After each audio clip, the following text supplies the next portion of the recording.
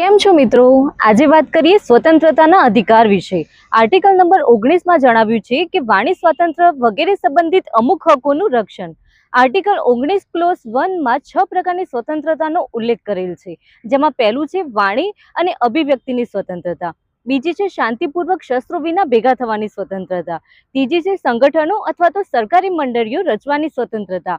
આ 97માં બંધારણીય સુધારા 2011 દ્વારા ઉમેરાઈ છે। ચોથું છે ભારતના સમગ્ર વિશ્વમાં મુક્તપણે હરવા અને ફરવાની સ્વતંત્રતા। પાંચમું છે ભારતના વિસ્તારમાં કોઈ પણ ભાગમાં રહેવાની અને ત્યાં સ્થાયી થવાની સ્વતંત્રતા। છઠ્ઠું છે કોઈ પણ વ્યવસાય, ધંધો, રોજગાર કે વેપાર કરવાની સ્વતંત્રતા। સુપ્રીમ કોર્ટે સ્પીચમાં અમુક વાતો ઇન્ક્લુડ કરી છે, જે આર્ટિકલ 19 ક્લોઝ 1 ક્લોઝ એ હેઠળ આવે છે, જેમાં શાંતિનો અધિકાર, પ્રેસની સ્વતંત્રતા, સરકારની માહિતી મેળવવાનો અધિકાર, જાહેરાત કરવાની સ્વતંત્રતા એટલે એડવર્ટાઇઝમેન્ટ, વિરોધ પ્રદર્શન કરવાનો અધિકાર, પણ હા, હડતાલ કરવાનો ફંડામેન્ટલ રૂલ નથી। ફોન ટેપિંગ સામેનો અધિકાર, બંધ સામે વિરોધનો અધિકાર, એટલે કે જ્યારે કોઈ પણ સંસ્થા યા પાર્ટી આખું શહેર કે આખું રાજ્ય જબરજસ્તી બંધ કરાવે અથવા તો દુકાન, ઓફિસ, ટ્રાન્સપોર્ટ આ બધું બંધ કરાવે તે પોતાના અને અન્યના વિચારો એ પ્રસાર કરવાનો અધિકાર છે।